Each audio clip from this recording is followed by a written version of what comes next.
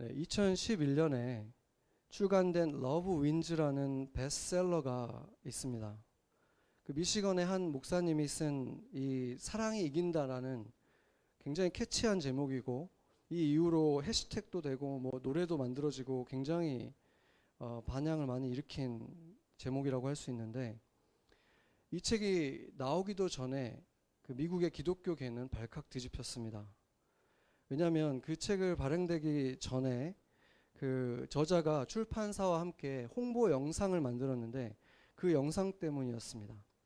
거의 미국에 내노라 하는 그 목사님들은 뭐 교파와 상관없이 다 나와서 그 책에 대해서, 그 저자에 대해서 굉장히 맹렬한 비판을 쏟아냈습니다. 그 영상이 어떤 내용이었냐면, 그 영상에서 그 목사는 그 교회에 있었던 한 사건을 소개했습니다. 그 교회의 성도들이 아트 쇼를 하나 마련을 했어요. 그 피스에 대한 주제를 가지고 아트 쇼를 진행을 했는데, 그 중에 한 사람이 그 모하마트 간디가 이 쓴 글을, 평화에 관한 글을 쓴 것을 인용을 해서 전시를 했는데, 많은 그리스도인들이 그 작품에 관심을 보였습니다. 간디는 여러분이 알다시피 인도의 그 독립을 이끈 사람 중에 하나인데, 비폭력 평화 시위를 한 것으로 인해서 그 평화주의자로 많은 사람들에게 인스퍼레이션을 준 사람이죠. 그런데 어느 날 보니까 그 작품 앞에다가 누가 손으로 쓴 쪽지를 하나 이렇게 붙여놓은 거예요. 사실 확인 땡땡 해놓고 그는 지금 지옥에 있다 이렇게 붙여놓은 거예요. 간디가 지옥에 있다라고 쓴 거죠.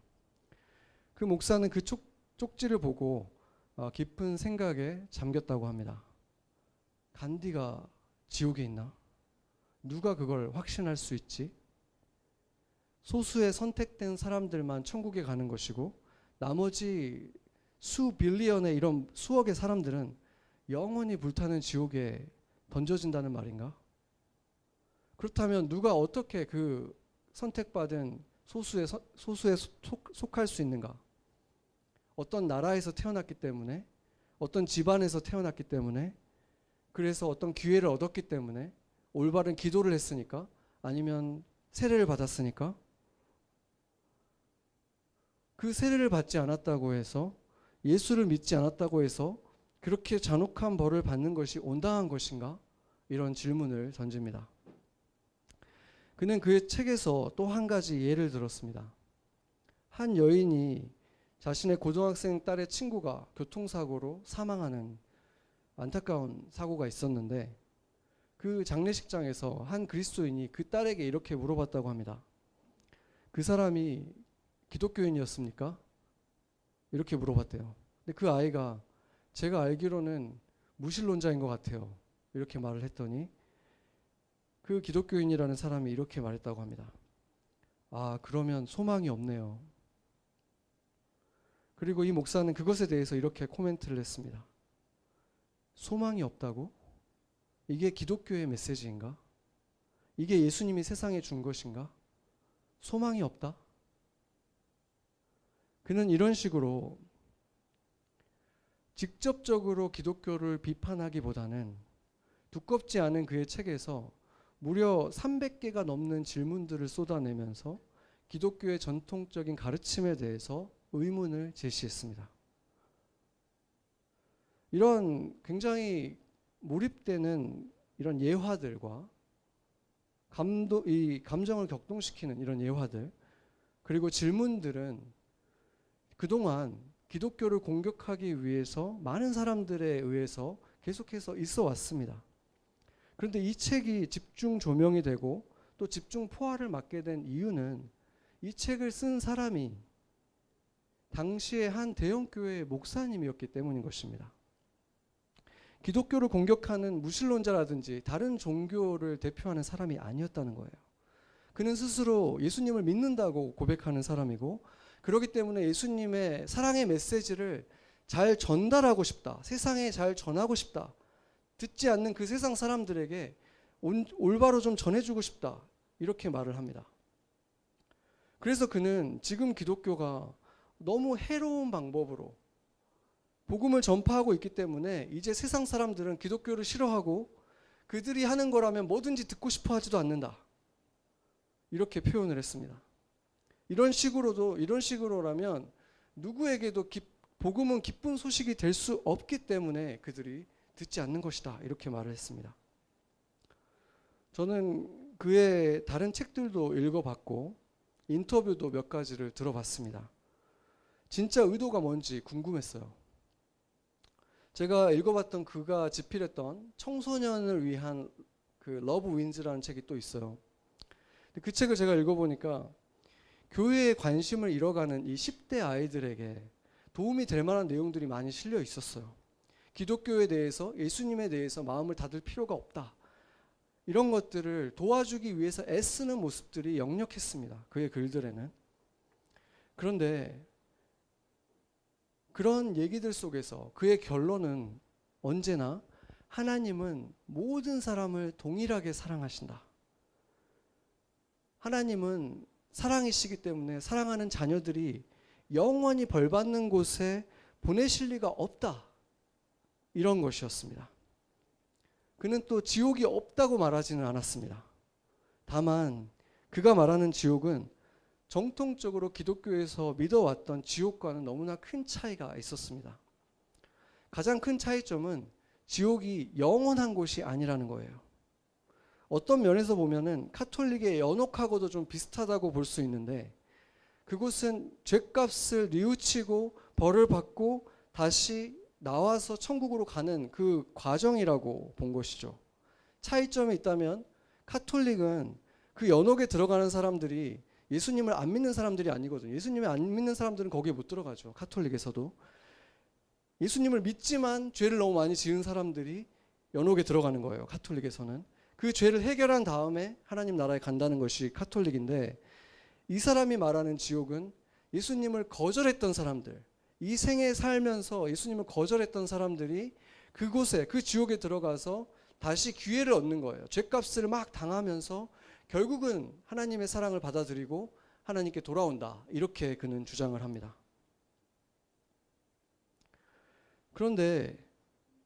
그러니까 하나님의 공의가 아니라 하나님의 사랑이 이긴다고 주장을 하는 거죠. 그런데 성경에서 지옥은 분명히 영원하다, 이터널하다고 되어 있는데 어떻게 이런 주장을 그가 하는 것일까?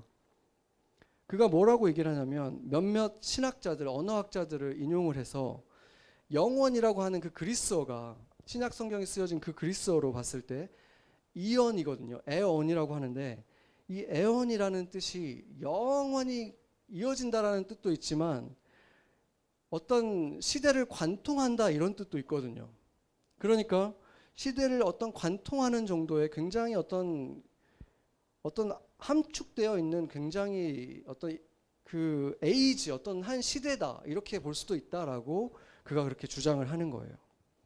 그런데 그렇게 해석이 될 수 있는 단어이긴 하지만 성경에서 전혀 그렇게 쓰이지 않았다는 것은 예수님이 하신 말씀에서 바로 드러납니다. 마태복음 25장 46절을 보겠습니다. 같이 한번 읽어보겠습니다.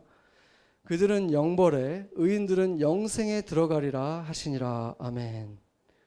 이 영벌은 영원한 벌 그리고 영원한 생명, 이것을 그냥 한 문장에서 두 개를 똑같은 이언을 영원한 벌에 또 한 번은 영원한 생명에 썼는데 한 번은 그냥 시대를 관통하는 것이고 한 번은 영원한 것이라고 쓸 가능성이 전혀 없다는 거예요. 고대에도 지금에도 한 문장에서 이렇게 비교하면서 쓸 때 단어를 다른 의미로 사용하지 않기 때문입니다. 그리고 만약에 이 영원한 벌이 영원한 게 아니라 그냥 한 지나가는 시대라고만 그냥 해석한다면 영원한 생명도 그냥 지나가는 생명밖에 되지 않기 때문에 그렇다면은 기독교의 가르침하고 완전히 대립하는 것이죠. 여러분, 우리가 아무리 받아들이고 싶지 않다고 하더라도 지옥은 실제하고 지옥은 영원한 고통이 있는 곳입니다. 그런데도 이렇게 억지스러운 주장을 하는 근거 중에 하나는 우리가 본 오늘 본문의 4절에 그 말씀을 그가 이렇게 이해하기 때문인 것입니다. 하나님은 모두가 구원받기를 원하신다. 이렇게 말하고 있죠. 4절이. 그러니까 하나님께서 모두가 구원받기를 원하신다. 그렇다면 하나님의 뜻은 모두가 다 이루어질 수밖에 없기 때문에 결국에는 모든 인류가 구원을 받게 되는 것이다. 이렇게 주장을 하는 거예요. 결론은 사랑이 이긴다라는 거죠. 하나님의 공의가 있지만 공의보다 사랑이 더 커서 결국엔 사랑이 이기기 때문에 모든 인류가 결국에는 구원을 받는 거다. 이렇게 주장을 한다는 거예요. 지금 그 결론을 내려놨기 때문에 결국에는 모두가 다 천국에 가려면 지옥이 영원할 수가 없는 거잖아요. 그러니까 그냥 한 시대로 만들 수밖에 없는 거죠. 결론을 미리 내려놓은 거예요.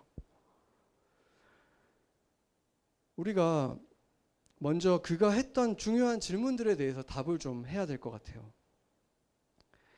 간디가 지옥에 있다라고 이 쪽지에 적은 이 사람에 대해서 생각을 해보면 그는 결단코 그리스도인들을 대표할 수 있는 사람이 아닙니다. 너무나 잘못된 태도를 가지고 있어요. 왜 그렇습니까? 그의 말은 이런 뜻이에요. 간디라는 사람이 아무리 훌륭한 일을 했고 훌륭한 말을 했고 멋진 말을 했지만 그러면 뭐해? 어차피 지옥 간 인생인데. 지금 이런 태도인 거예요. 그렇죠? 그런데 예수님이 이방인들에 대해서 이런 태도를 보이신 적이 있습니까? 예수님도 제자들도 이방인이나 불신자들을 대할 때 그들이 뭔가 조금이라도 훌륭한 모습을 보이면 굉장히 크게 칭찬을 하셨어요.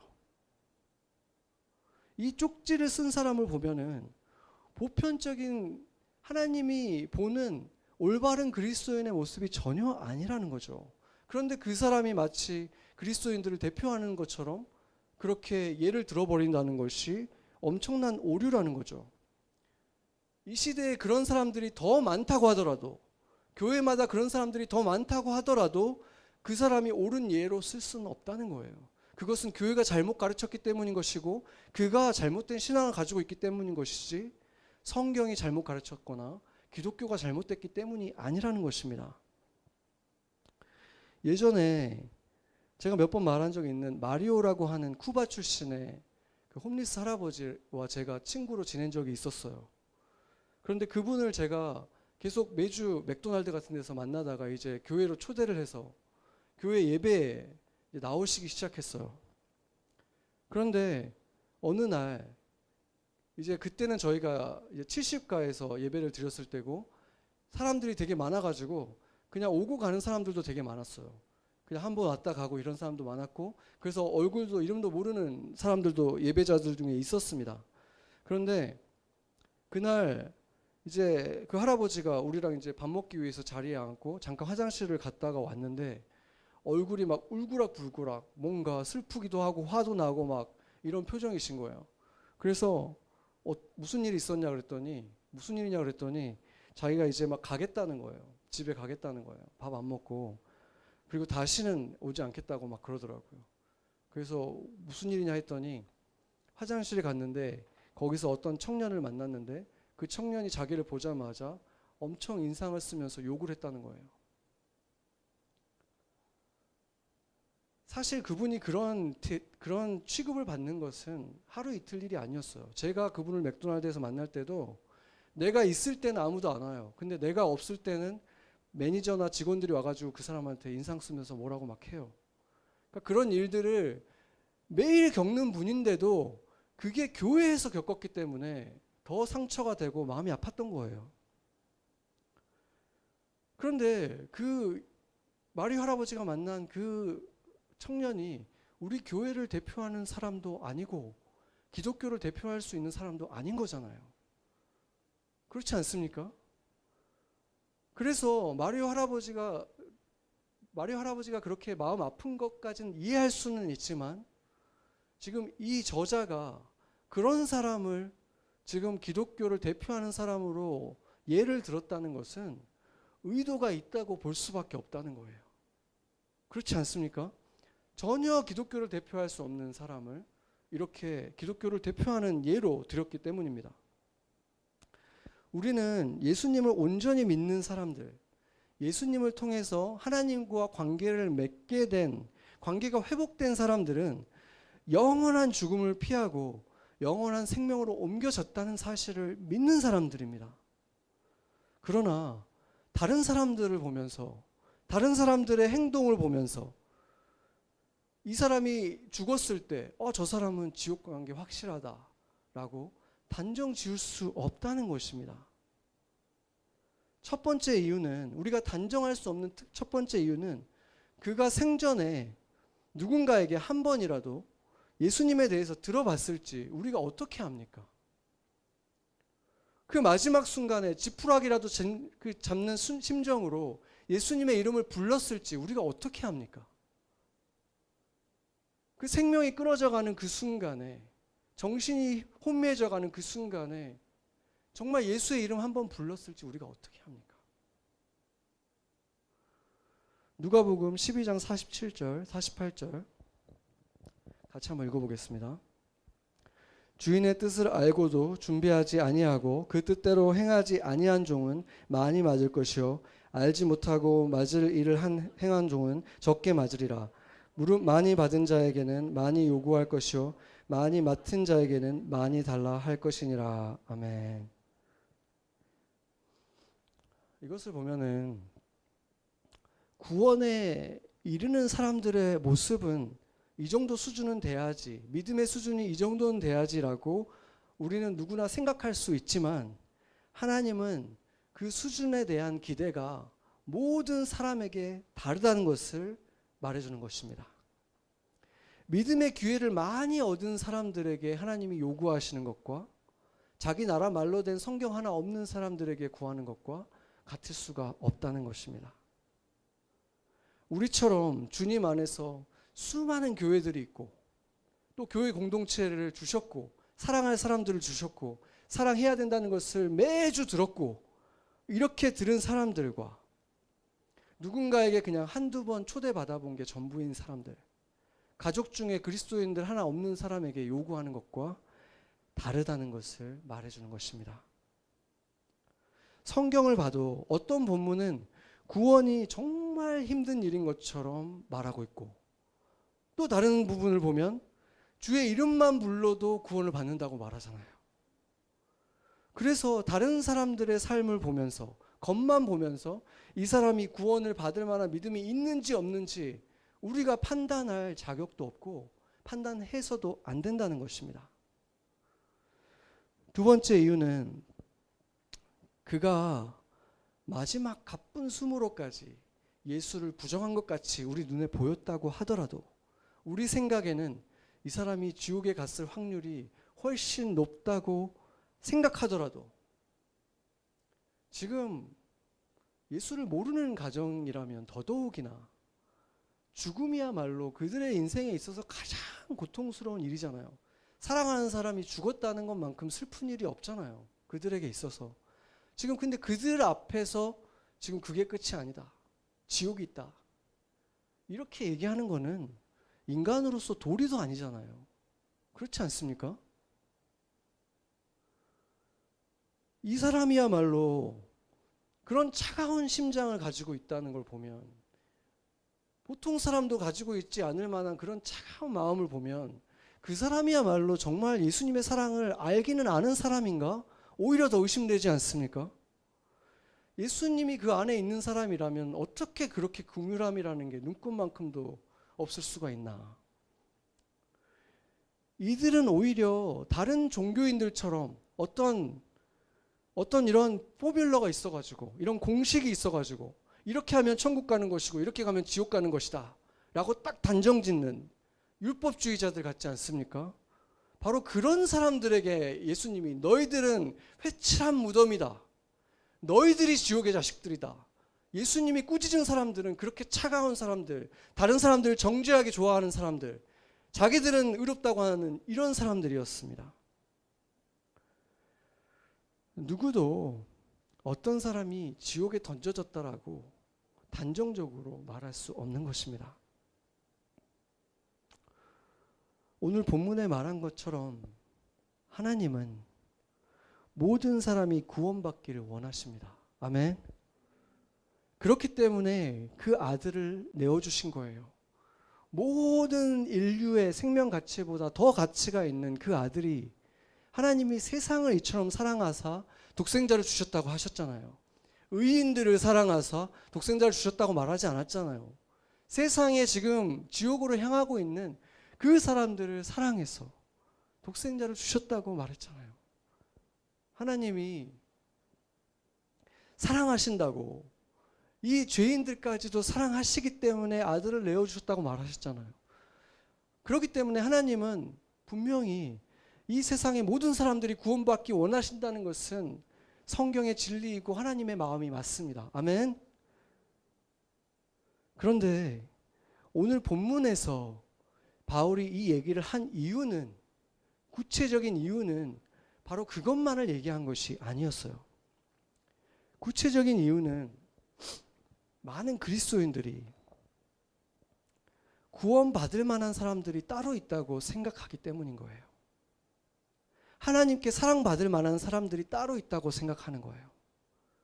그것도 각자가 나름대로 기준을 가지고 있어요. 이 정도 되는 사람들은 사랑받을 만하지. 하나님이 이런 사람들은 구원하실 거야. 그런데 저 사람들은 아니지. 이런 기준들이 각자 가지고 있다는 거예요. 사람들이 이렇게 구별해서 보고 있죠. 이때 당시에도 그랬습니다.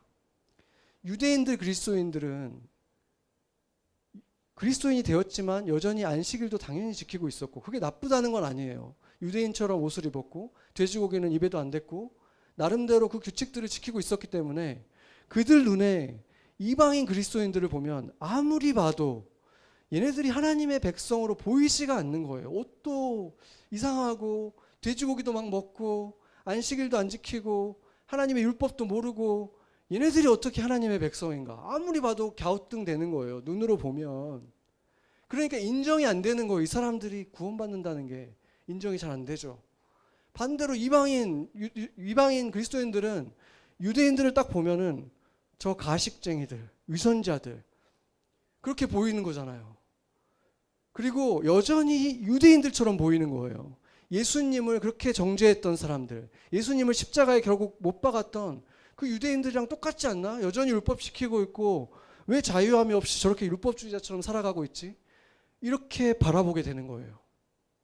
그리고 그 둘 다 함께 미워했던 사람들도 있어요. 귀신들을 부리던 마술사들, 또 몸을 팔던 창기들. 또 생각해 보세요. 지금 에베소에는 엄청난 사업이 아데미 그 신상을 만들어서 파는, 그 사도행전 보면은 그 신상을 만들던 사람들이 2만 명이나 됐어요. 그러니까 그 사람들은 그냥 우상 숭배자일 뿐만이 아니라 우상 숭배를 막 도와주는, 우상 숭배를 막 부추기는, 그걸로 먹고 사는 사람들인 거예요. 근데 그 사람들이 지금 예수님 믿는다고 왔는데 지금 이 사람들을 보면서 이 사람들이 예수님 믿는 사람이, 이 사람들이 하나님 백성이지, 이게 안 믿어진다는 거예요. 그냥 딱 보면 받아들여지지가 않는 거예요.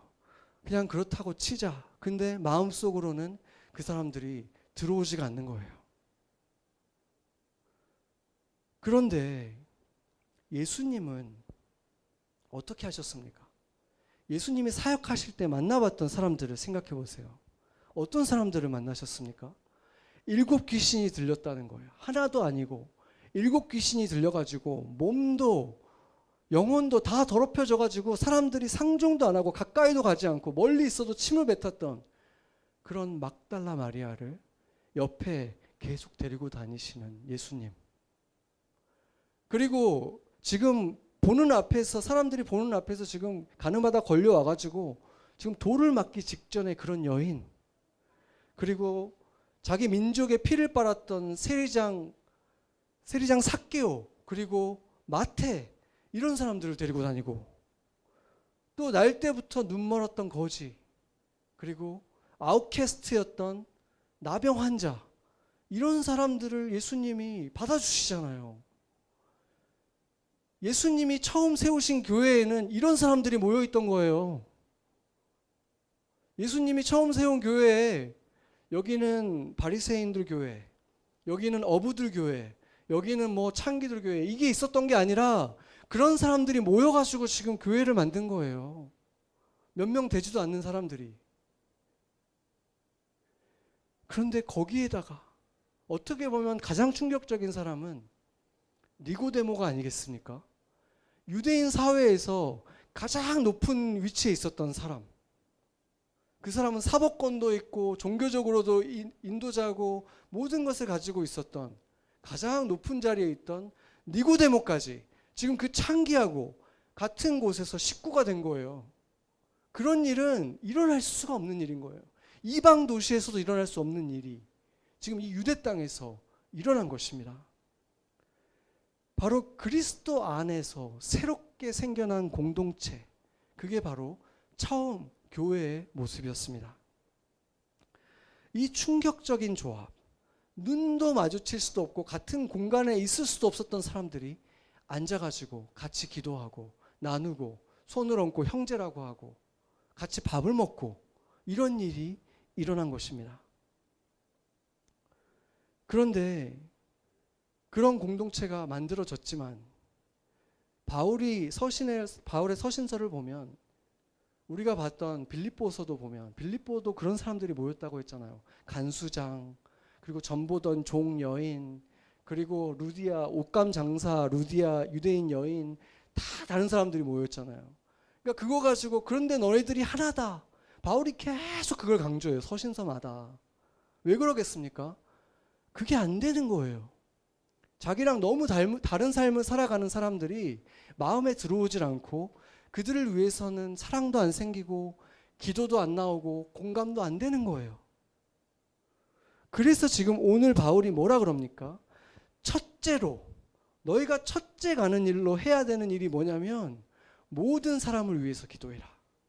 네가 좋아하는 그 사람들만, 너의 마음속에 들어오는 그 사람들만이 아니라 너랑 너무 다른 그 사람, 기도할 필요가 전혀 없어 보이는 그 사람, 네가 보기에는 다 있어서 도와줄 필요도 없고 도움도 필요 없는 바로 그 사람을 위해서 기도하라고 하는 거예요.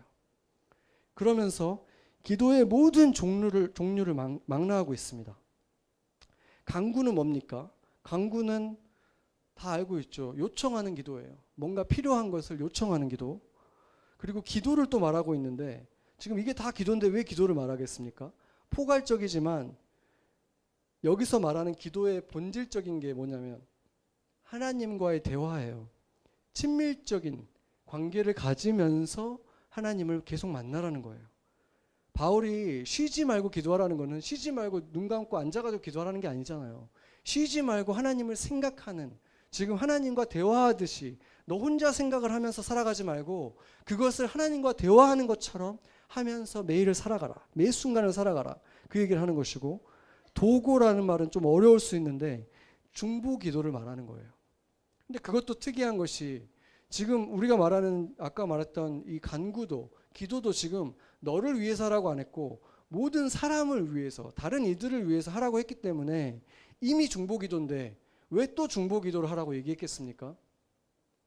그 이유는 중보 기도라는 것은 단순히 내가 누구를 위해서 기도하는 게 아니거든요. 중보 기도는 내가 그 사람의 마음이 되어보는 거예요. 그 사람의 입장이 되어서 기도를 하는 거예요. 그 사람을 대신해서 내가 기도하는 거예요.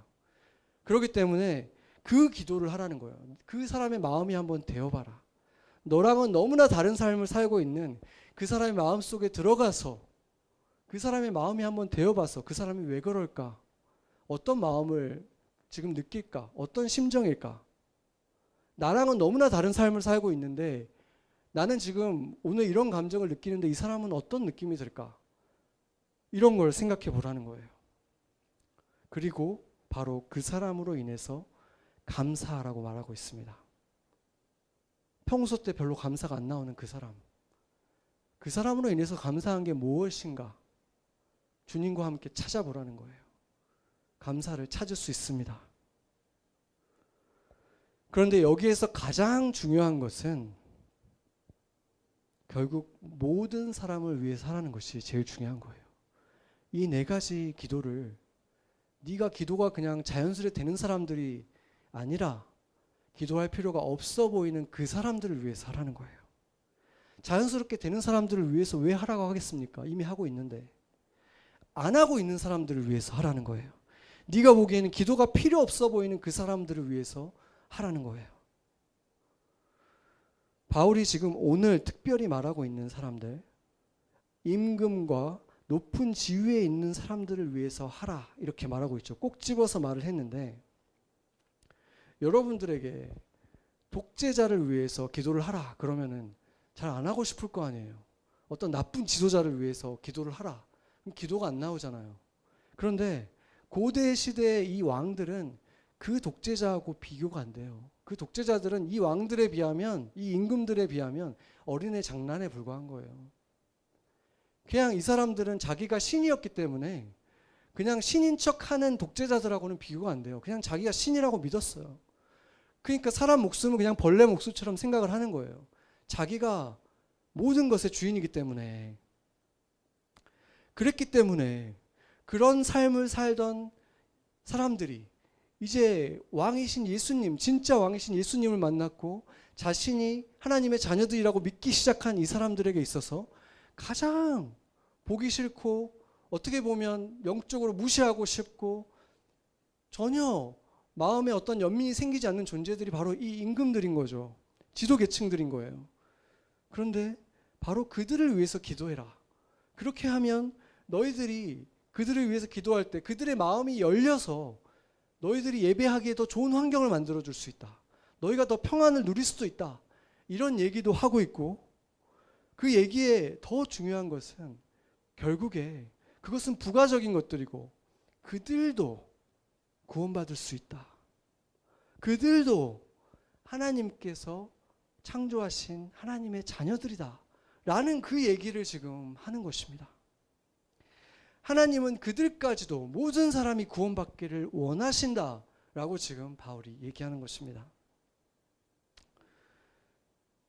제가 목회자가 되고 나서 어떻게 보면 가장 큰 부담일 수도 있지만 가장 큰 축복이 뭐냐면 기도의 폭이 넓어진 거예요. 예전에는 제가 그 기도하는 사람들이 좀 정기적으로 기도하는 사람들은 좀 몇 명이 안 됐던 것 같아요. 그런데 이제 제가 목회자가 되고 나서는 여기 있는 한 사람 한 사람 제가 기도 안 한 사람이 없잖아요. 그러니까 다 내 마음에 쏙 드는 사람들은 아니에요. 그렇지만 다 사랑하게 됐어요. 대부분 다 마음에 쏙 들어요. 근데 진짜 기도를 하고 나면은 기도를 진짜 진심으로 정기적으로 하다 보니까 다 사랑스러워지더라고요. 진짜 제 경험이에요. 진심이에요. 하나님 앞에서 제가 정직하게 말하는 거예요. 정말 사랑스러워져요. 뭐 열렬하게 사랑하는 건 아닐지라도 사랑스러워져요. 정말. 그냥 장점이 더 많이 보이고 사랑스럽게 보이더라고요. 근데 문제는 뭐냐면, 우리가 경험하는 문제는 뭐냐면 기도하고 싶지 않은 게 문제인 거예요. 기도를 하면 그렇게 된다는 걸 아니까 오히려 안 하는 거예요. 요나처럼. 내가 가서 하나님 말 들으면 무슨 일이 일어날 것 같으니까 안 하는 거죠. 그래서 여러분들은 마음에 안 드는 우리 지체들을 위해서 반드시 기도하기 바랍니다. 아멘. 이번 주에 숙제예요. 꼭 기도하세요. 기도할 분들 있죠?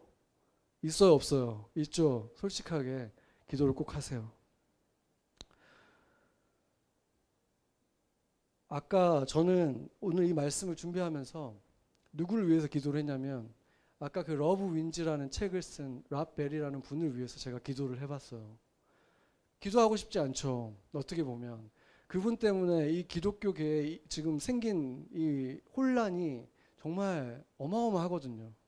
안 그래도 듣고 싶은 말만 듣고 싶은 사람들한테 듣고 싶은 말만 해줬으니까.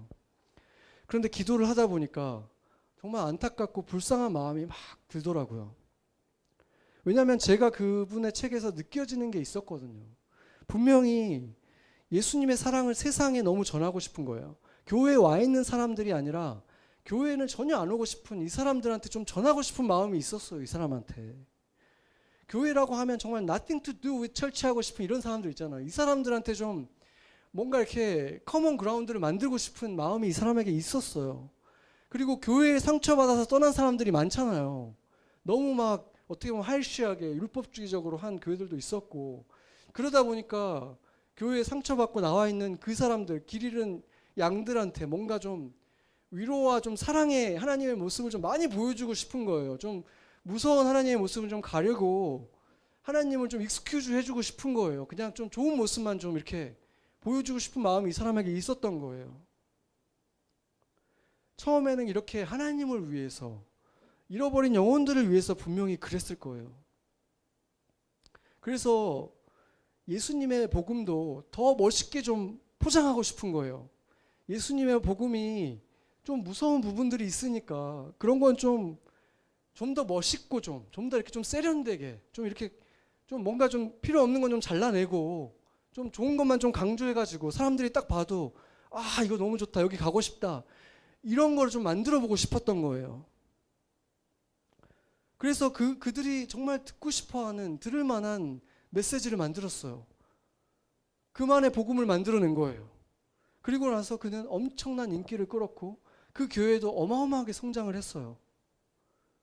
많은 사람들이 심판도 없고 지옥도 없고 예수의 이름까지도 반드시 필요하지 않은 바로 그러한 복음에 엄청난 환호를 보였습니다. 동성애자 그룹들도 그동안에 교회에 이를 갈았던 많은 사람들이 그 사람을 엄청나게 환호하고 러브 윈즈가 해시태그가 되고 거의 센세이션을 일으켰어요. 그런데 심판도 지옥도 예수님도 빠지고 났을 때 문제는 그 메시지가 아무리 듣기 좋아도 그것은 더 이상 복음이 아니었습니다. 그것이 문제 아닙니까? 그는 지금도 굉장히 유명한 스피커예요.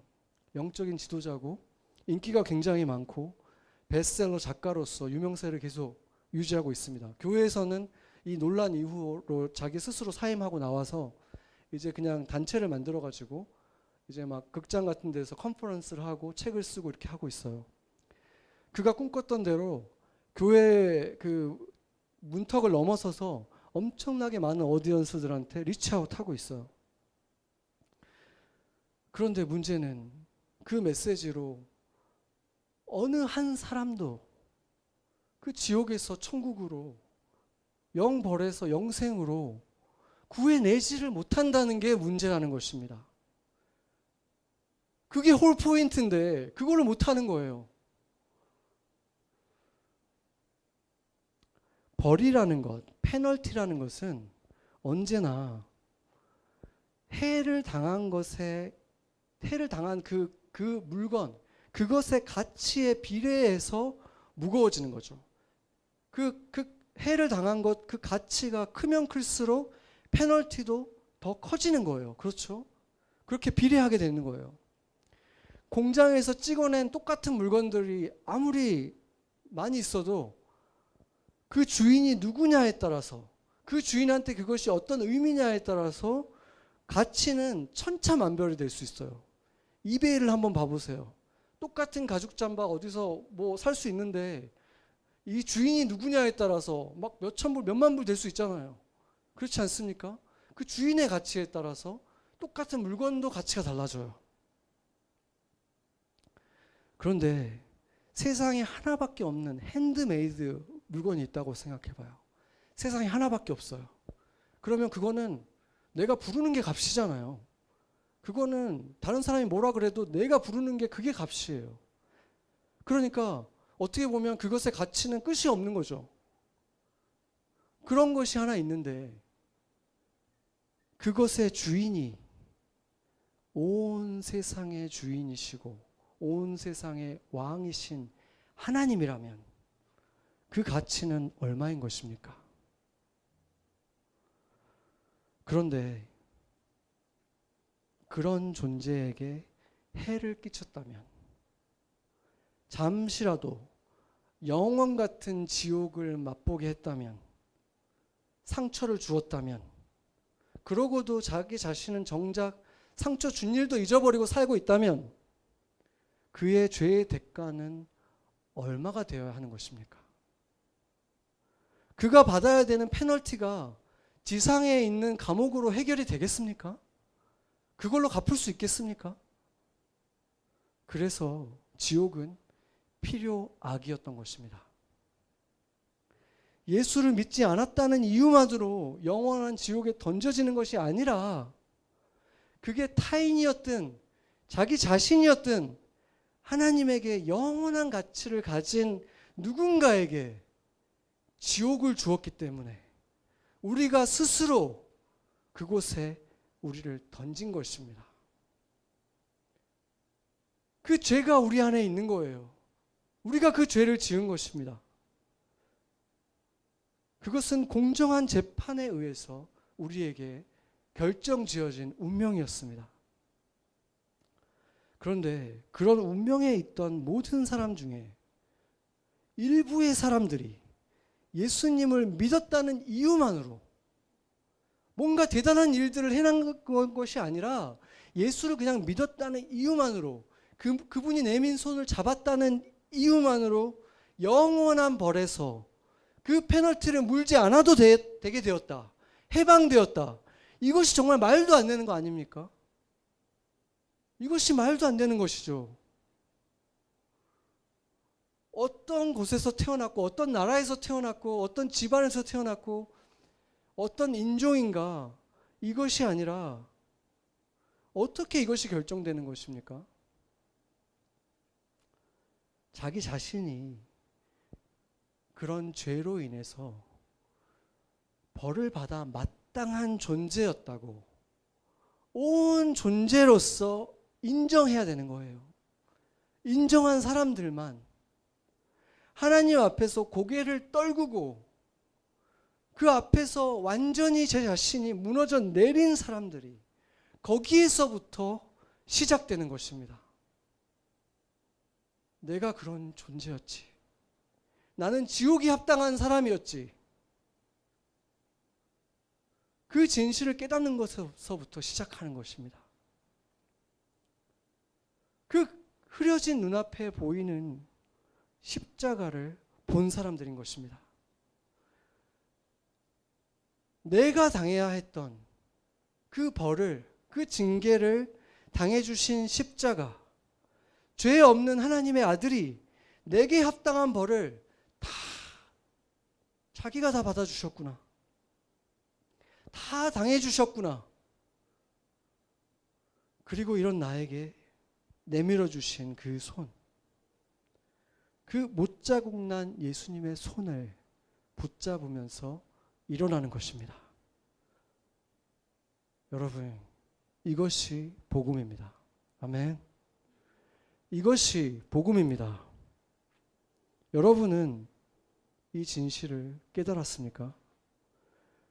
우리에게 합당한 영원한 곳이 원래 어디였는지 정말 인정하십니까?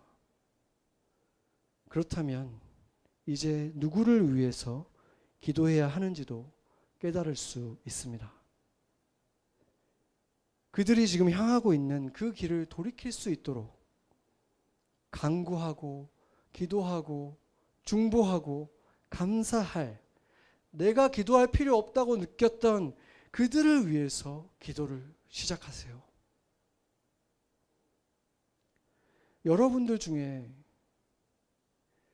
그 마지막 순간에 지푸라기 붙잡듯이 예수님의 이름 마지막으로 부르고 그때서야 예수님을 온전하게 만나는 사람이 없기를 저는 진심으로 바랍니다. 나는 지금 예수님에 대해서 이렇게 열심히 듣고 여러 번 들은 사람들 중에 주님께 천국에 들어가지 못할 사람이 있다고 보지 않습니다. 그러나 여러분들 가운데 정말 그 마지막 순간에 지금까지도 자신이 주인으로 살다가 그 순간에야 예수님 이름 부르고 구원받는 사람들이 있을 거라는 생각이 저를 슬프게 합니다. 지금 하나님이 내가 살아가기를 원하시는 하나님의 계획이 있고 나와 함께 이루시고 싶은 일들이 있는데 그거를 계속 한 귀로 듣고 한 귀로 흘리다가 그 마지막 순간에 그 엄청난 두려움 속에서 예수님, 그래도 내가 예수님 자녀잖아요 하고 구원받는 그런 사람들이 이 교회에 없기를 저는 바랍니다.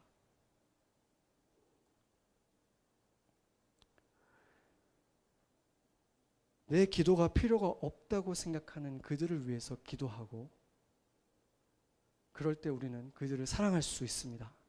하나님께 순종할 수 있게 되는 것입니다.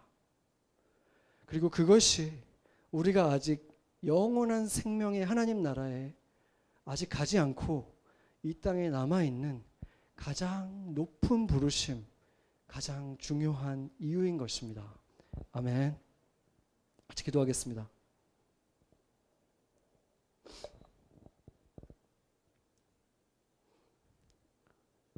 하나님, 스스로를 무가치하게 여기며 막대했던 죄인,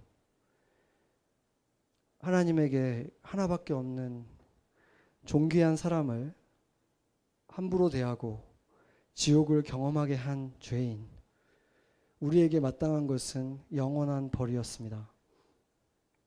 그런데 하나님의 사랑은 예수 그리스도를 통해 저에게, 우리에게 다가왔습니다. 누군가 나를 위해 기도해 주었고, 누군가가 친절하게 초대해 주어서 시작되었습니다. 시간이 지나 더 알아갈수록 놀랍기만 합니다. 내가 얼마나 많은 죄에서 용서를 받았는지 더 실감합니다. 이제 우리에게 주님이 당부하신 일, 우리도 시작하겠습니다. 예전의 내 모습처럼 기도가 필요 없어 보이는 사람들, 단단해 보이는 살얼음판을 걷고 있는 그들을 위해 간구를 하고 기도를 하고 도고를 하고 감사를 하겠습니다. 우리의 기도를, 주님이 이끄시는 기도를 시작하겠습니다. 그들과 함께 주를 노래하며 예배할 날을 꿈꾸겠습니다. 십자가에서 우리의 끝도 없는 죄의 값을 대신 감당해 주신 우리 주님, 예수님의 이름으로 기도합니다. 아멘.